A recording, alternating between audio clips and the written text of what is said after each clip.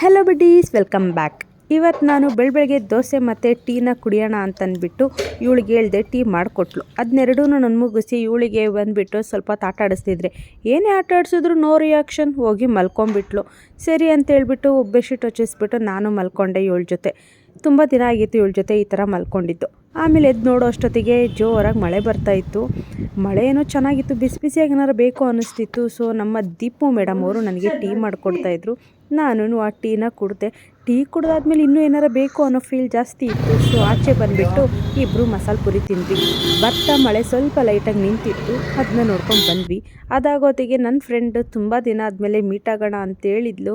So ಬಂದು ಹಾಗೆ ಒಂದು ಟೀ ಬ್ರೇಕ್ ಥರ ಟೀ ಕುಡ್ಕೊಂಡು ನಾವು ಮಾತಾಡಿದ್ವಿ, ತುಂಬ ಮಾತಾಡಿದ್ವಿ. ಆಮೇಲೆ ಮತ್ತೆ ನಾನು ಇವ್ರ ಮನೆಗೆ ರಿಟರ್ನ್ ಬಂದೆ. ನಮ್ಮ ಓಲಿ ಬಂಗಾಲಿ ನೋಡಿ ನನ್ನ ಜೊತೆ ಆಟ ಆಡ್ತಾ ಇದ್ದಾಳೆ, ಕಾಲು ಇಟ್ಕೊಂಡ್ಬಿಟ್ಟಿದ್ದಾಳೆ ಬಿಡಲ್ಲ ಅಂತ ಹೇಳ್ಬಿಟ್ಟು. ಆಮೇಲೆ ಇವಳನ್ನು ಮುದ್ದು ಮಾಡಿರೋದಿರ್ಬೋದು, ಆಟ ಆಡಿರೋದು ತುಂಬ ಮಿಸ್ ಮಾಡ್ಕೊತಿದ್ದೆ. ಸೊ ಇವಳನ್ನ ಕೂರಿಸ್ಕೊಂಡು ಸ್ವಲ್ಪ ಹೊತ್ತು ಆಟ ಆಡ್ಕೊಂಡಿದ್ದೆ ನಾನು. ಆಮೇಲೆ ಊಟ ಮಾಡಿಸಿ ಮಲಗಿಸಿದಾಯಿತು.